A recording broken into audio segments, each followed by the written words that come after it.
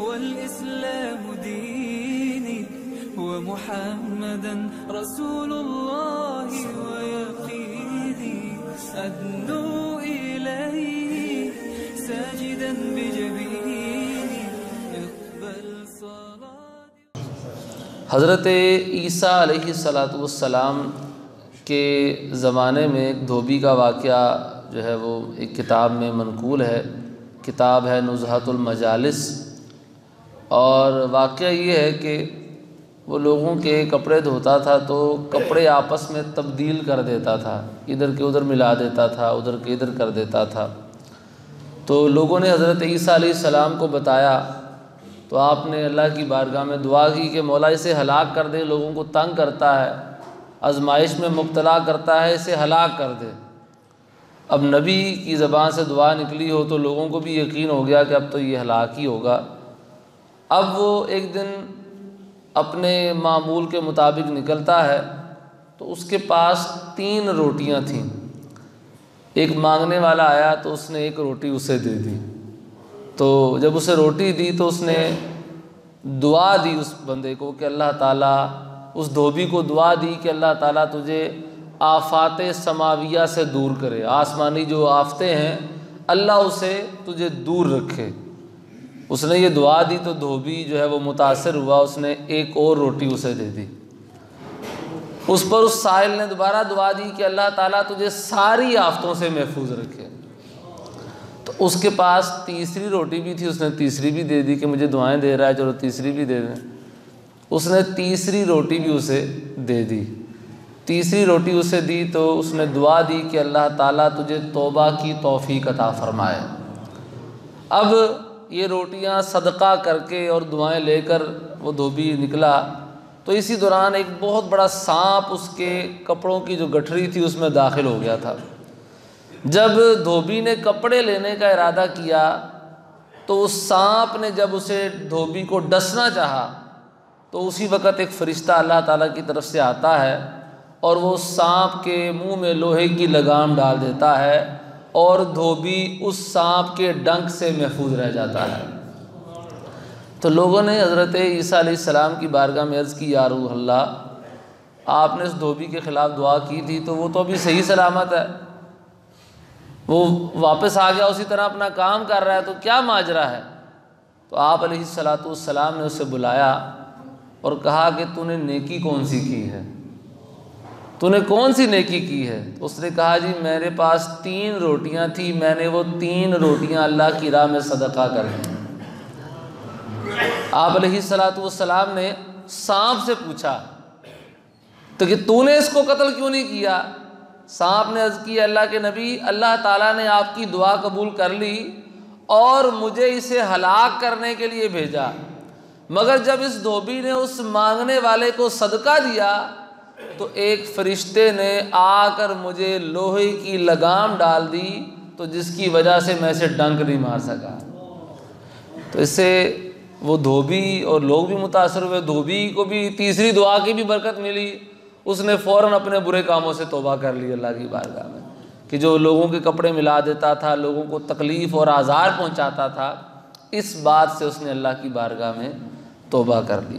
تو میرے محترم اسلامی بھائیوں، یہ واقعے سے یہ پتہ چلتا ہے کہ صدقہ دینا بہت ساری بیماریوں کو، بلاؤں کو، آفتوں کو دور کر دیتا ہے. میرے کریم آقا دو عالم کے داتا صلی اللہ تعالی علیہ وسلم کا فرمان ہے کہ نبی پاک علیہ السلام فرماتے ہیں الصدقۃ تصد 70 بابا من السوء، کہ جو صدقہ ہے وہ برائی کے 70 دروازوں کو بند کر دیتا ہے. برائی اگر 70 دروازوں سے بھی آنے کی کوشش کرے گی اور آپ اللہ کی راہ میں اپنا مال صدقہ کریں گے تو صدقہ کی برکت سے برائی کے 70 دروازے آپ پر بند ہو جائیں گے. تو لہذا صدقات کی کثرت کرنی چاہیے. نفلی صدقات تو چلو نفلی صدقات ہیں، بدقسمتی سے ہمارے ہاں لوگ اپنی زکاتیں بھی ادا نہیں کرتے. تو زکاتیں ادا نہ کرنا یہ تو نہایت ہی خرابی کی بات ہے، نہایت ہی بری بات ہے. اور قرآن پاک میں جو لوگ اپنا مال یوں جوڑ جوڑ کے رکھتے ہیں اور زکاتیں ادا نہیں کرتے اور مال کو یوں ہی جوڑ کر رکھتے ہیں، اللہ تبارک و تعالیٰ نے ان کے بارے میں قرآن پاک میں بڑے ہی سخت الفاظ جو ہے وہ ذکر فرمائے ہیں۔ قرآن پاک میں اللہ تعالیٰ فرماتا ہے یا ایھا الذین آمنوا ان کثیرا من الاحبار والرہبان لیأکلون اموال الناس بالباطل ویصدون عن سبیل اللہ۔ اے ایمان والو، بے شک بہت سے پادری اور جوگی یہود و نصارہ کے ہیں، ان کی بات ذکر فرمائی کہ وہ لوگوں کا مال ناحق کھاتے ہیں اور اللہ کے رستے سے روکتے ہیں یہ لوگ۔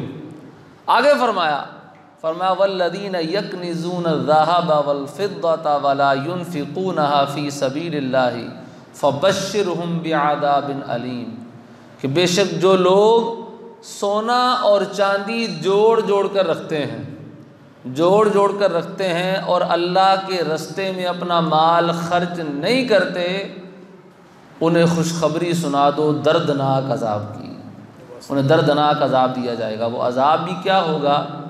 فرمایا یوم یحمى علیہا فی نار جہنم، جس دن وہ ان کا پیسہ مال آگ میں تپایا جائے گا، جہنم کی آگ میں، فتقوی بہا جباہہم وجنوبہم وظہورہم، پھر اس مال سے جو جوڑ کے رکھا ہوگا، پیشانیاں، ان کی پیٹھیں، ان کی کروٹیں وہ داغی جائیں گی، عذاب دیا جائے گا اسی مال سے، اور کہا جائے گا ھذا ما کنزتم لانفسکم، یہ وہ مال ہے جو تم نے اپنے لیے جوڑ کے رکھا تھا، فذوقوا بما کنتم تکنزون، تو چکھو اس جوڑے ہوئے مال کا ذائقہ جو تم جوڑ کے رکھتے تھے اور اللہ کے رستے میں خرچ نہیں کیا کرتے تھے۔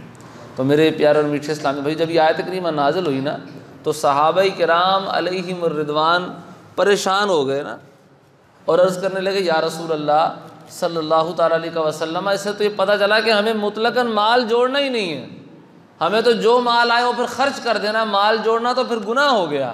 اس آیت سے تو یہ سمجھ آیا، فرمایا نہیں، جس کنز کا اور جس خزانے کا جو جوڑ کے خزانہ رکھنے کا تذکرہ قرآن میں موجود ہے، اس سے مراد وہ مال ہے کہ جس مال کی تم زکوٰۃ نہیں ادا کرو گے، جس مال کی زکوٰۃ ادا کر دو گے، اس میں سے اللہ کا حق نکال دو گے، تو پھر وہ یہ والا کنز اور خزانہ نہیں ہے۔